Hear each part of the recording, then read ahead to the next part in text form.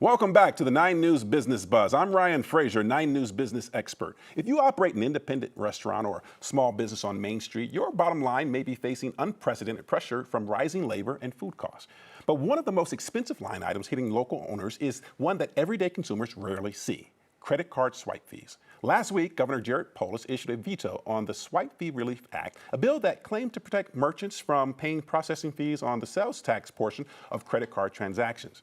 The decision has sparked an immediate and intense backlash from many in the small business community, including restaurants. Joining me is Sonia Riggs, President and CEO of the Colorado Restaurant Association. Sonia, welcome back on the program. Thank you for having me. It's always good to talk about what's happening in our restaurant community, and you have your hand on the pulse better than most, Sonia. Now, your association expressed profound disappointment following the governor's veto of the Swipe Fee Relief Act. For an independent restaurant owner who is already operating on razor-thin margins, what specific practical relief did the legislation offer? And from your view, what does keeping the status quo mean for their operations?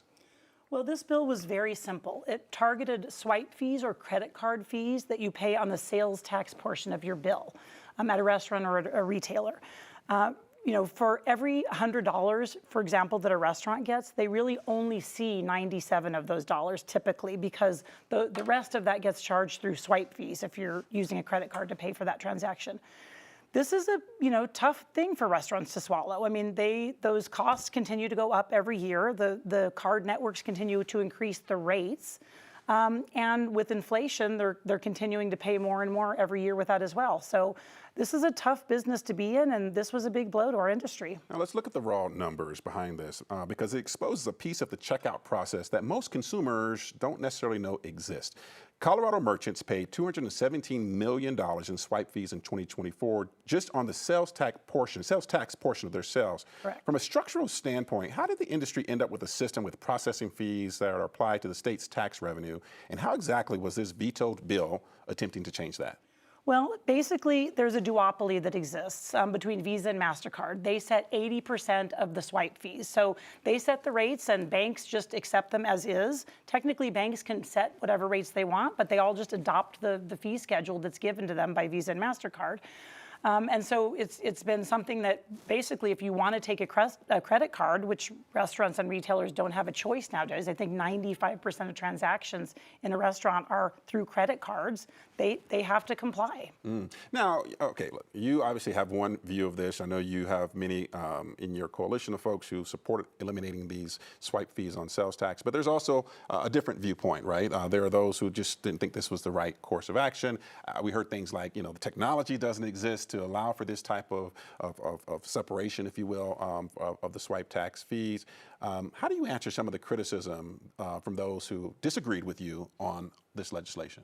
Well, first of all, the technology is there. We know it's there. We already collect that data. Just look on your sales receipt. But we did hear from the largest credit card processor in the country that this is doable, and it is information that they already have. But what's more important, I think, let me just address a couple of the other arguments quickly. The fraud protection argument that might go away, or that the rewards programs will go away. We also don't think the numbers add up there. I'll just give you an example. $47.5 billion was spent on rewards fees for customers last year. I think it's $14.3 billion was spent on fraud protection. And by the way, 60% of the fraud costs are charged back to the merchants, meaning the restaurants or the retailers. So they're actually still paying the majority of that. While we're seeing record profits from those big card networks like Visa and MasterCard. MasterCard, for example, just reported an $8.4 billion profit in the first quarter of 2026. So those arguments don't add up, especially with today's technology. But I'll also add that this bill allowed for alternative ways, that added 5 different options for those companies to comply, including just having those retailers request a refund. Right. Now, I want to come back to how this impacts your restaurants and obviously the consumers in the time we have, Sonia. Your data indicated that local restaurants pay an average of $167,000 annually in total processing fees, making it one of the largest line items alongside labor. At the same time, major payment networks, as you mentioned before, are processing record total transactions volumes globally. From an operational perspective, how do those fixed transaction costs impact the bottom line of an independent restaurant that traditionally operates on a profit margin of, say, 3 to 5%? Yeah, and I appreciate you bringing that up because yes, it is typically 3 to 5%, but what we've seen of late is we're probably talking more about 1 to 2% if they're making any money at all. I mean, I speak to restaurants on a weekly basis that say they haven't taken a paycheck. This is restaurant owners have not taken a paycheck for years. They're hanging on by getting additional work through consulting or some other way, and they're going to consider going out of business fairly quickly, as soon as their lease runs out, that kind of thing. And it's heartbreaking to hear those kinds of stories. So this is definitely a cost. You can say, well, why don't they just raise their prices? But what we're seeing is consumers eating out less and drinking less. So they're very cost conscious. We're all dealing with inflation, just as restaurants are.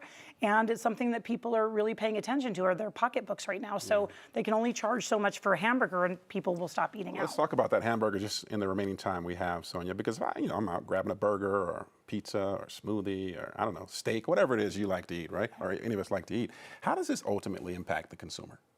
Well, I mean, this would have been a potential savings to the consumer, right? And if it could provide any financial relief. I talked to one restaurant who said for each location, it would have saved him $10,000 a year. And that's not a small amount for these small businesses, right? That's really meaningful relief. So you'd probably see a combination of fewer menu price increases, potentially more benefits and support for their staff, and certainly them keeping their doors open and providing those important jobs. Yeah, now obviously, as we said before, the legislation you all were supporting made it through the House, made it through the Senate here in the state of Colorado, and was vetoed by the governor. Where does that leave things at this point? Well, we're pretty frustrated. The governor's staff actually did support this bill. The governor told me personally that he would support it last fall, and they continued to support it throughout the process. And at the very last minute, he changed his mind. We do feel grateful that there was so much support. In fact, there was bipartisan support in the House on this bill.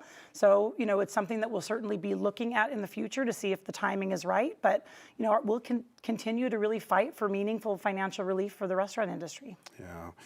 Gosh, Sonia, so much more we could dig into there, but needless to say, managing fixed transaction costs within a low-margin industry is a constant balancing act for local restaurants, especially when trying to protect consumer pricing. It's a complex operational issue that will undoubtedly continue to evolve at the state capitol. Sonia Riggs, President and CEO of the Colorado Restaurant Association, thanks so much for joining us on the show today and sharing your insights for the industry. For the 9 News Business Buzz, I'm Ryan Frazier. Have a great week.